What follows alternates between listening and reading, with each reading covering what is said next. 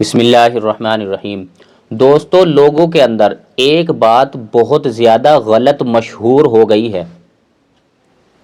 وہ یہ ہے کہ اگر کوئی آدمی یا عورت قرآن کریم پڑھا ہوا نہیں ہے تو لوگ کہتے ہیں کہ تم ایک کام کرو، قرآن کریم کو لو اور اس پر اس طریقے سے انگلی پھیرو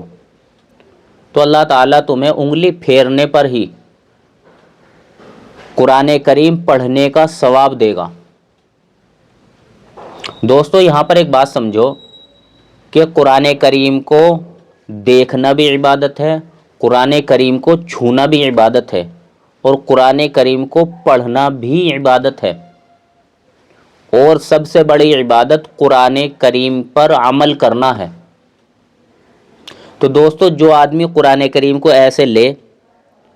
اور اسے دیکھے اور اس پر انگلی پھیرے تو دوستو اس آدمی کو صرف قرآن کریم دیکھنے کا اور قرآن کریم چھونے کا ثواب ملے گا، چونکہ اس نے پڑھا نہیں ہے، اور پڑھنا بھی عبادت ہے تو پڑھنے والا ثواب اسے بالکل نہیں ملے گا۔ دوسری بات یہ کہ بہت سارے لوگ یہ کہتے ہیں کہ جی ایک کام کرو، جب قرآن کریم لو تو تم پڑھے ہوئے نہیں ہو اور اس پر بسم اللہ یا اعوذ باللہ من الشیطان الرجیم بسم اللہ الرحمن الرحیم، یعنی ایک آیت پر اعوذ باللہ پڑھو، دوسری آیت پر بسم اللہ پڑھو، اور ایسے ہی ہر آیت پر پڑھ کر اپنا سپارہ پورا کرو، پھر قرآن پورا کر دو، آپ کو ثواب پورا ملے گا۔ تو دوستو یہاں پر یہ بات سمجھیں کہ اس آدمی کو ایک تو قرآن کریم چھونے کا ثواب ملے گا، قرآن کریم دیکھنے کا ثواب ملے گا، اور اس کو اعوذ باللہ اور بسم اللہ پڑھنے کا یہاں پر ثواب ملے گا۔ لیکن چونکہ اس نے قرآن کریم نہیں پڑھا تو یہ قرآن کریم پڑھنے کے ثواب سے یہ آدمی محروم رہے گا، کیونکہ قرآن کریم کے ہر حرف، ایک حرف پڑھنے پر 10 نیکیاں ہیں، اور الف لام میم کے اندر 3 حرف ہیں تو اسے 30 نیکیاں ملیں گی، یعنی الف ایک حرف ہے، لام ایک حرف ہے اور میم ایک حرف ہے تو اسے 30 نیکیاں ملیں گی۔ تو دوستو ان 30 نیکیوں سے ایسے ہی ہر حرف پڑھنے پر جو اس کو نیکیاں ملنی تھی ان نیکیوں سے یہ آدمی محروم رہے گا، اور اس آدمی کو صرف قرآن دیکھنے کا، چھونے کا اور اعوذ باللہ اور بسم اللہ اس کے پڑھنے کا ہی ثواب ملے گا۔ اس کو قرآن کریم کے جو پڑھنے کے ثواب سے یہ آدمی محروم رہے گا، قرآن کریم کی برکت سے یہ آدمی محروم رہے گا، کیونکہ قرآن کریم پڑھنے کا ثواب، اس کی برکت، اس کی رحمت، اس کی فضیلت اس کو پڑھنے پر ہی ہے، اور اصل قرآن کریم پر عمل کرنا ہے۔ تو یہ آدمی قرآن کریم جب پڑھے گا نہیں تو اس کو ثواب بھی نہیں ملے گا۔ البتہ اگر کوئی آدمی ایسا ہے کہ قرآن کریم سیکھ رہا ہے اور اسے دقت ہو رہی ہے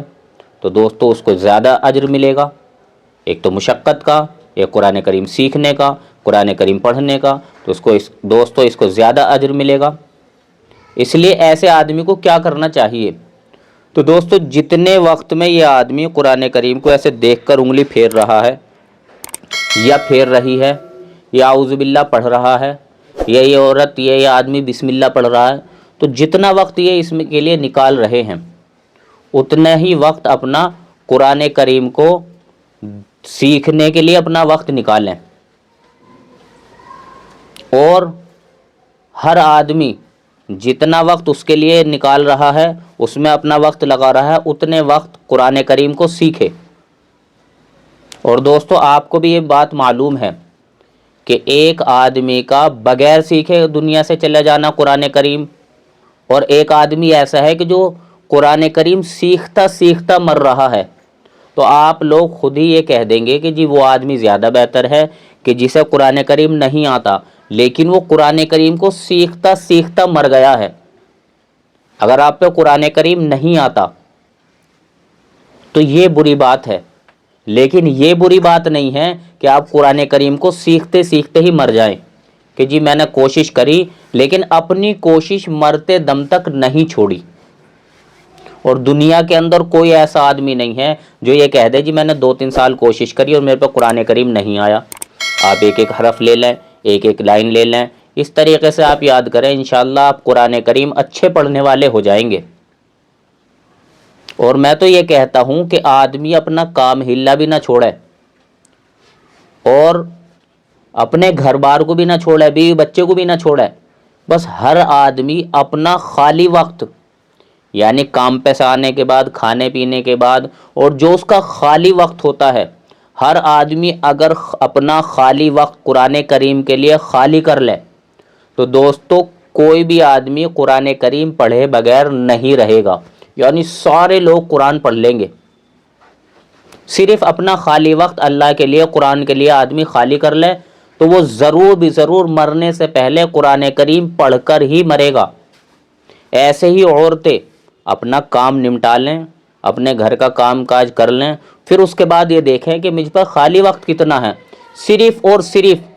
اپنے خالی وقت کو قرآن کریم کے لیے دے دیں، وقف کر دیں کہ مرتے دم تک میرا جب تک قرآن کریم مجھ پر نہیں آتا،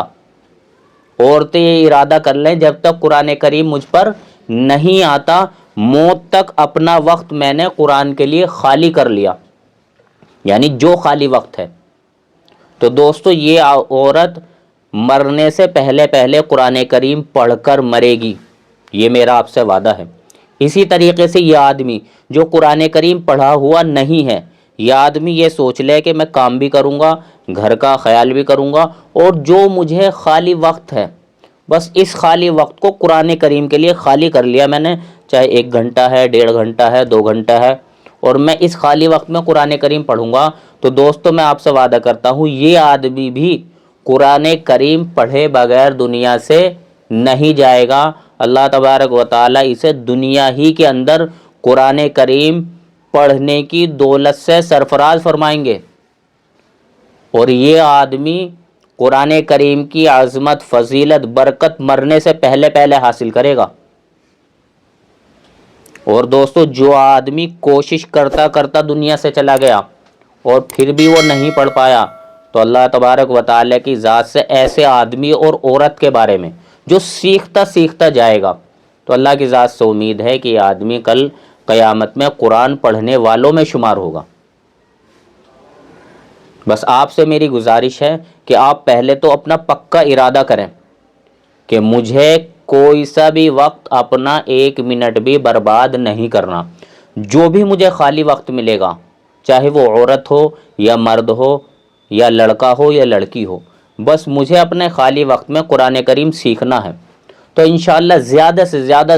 زیادہ 1 سال میں آدمی، عورت اور بوڑھا اگر ہوگا